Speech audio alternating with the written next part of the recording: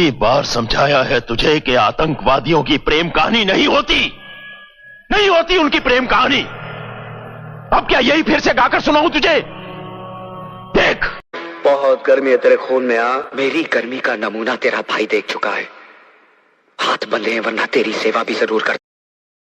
बहुत गर्मी है तेरे खून में। मेरी गर्मी का नमूना तेरा भाई देख चुका है। हाथ बंधे हैं वरना तेरी सेवा भी जरूर कर।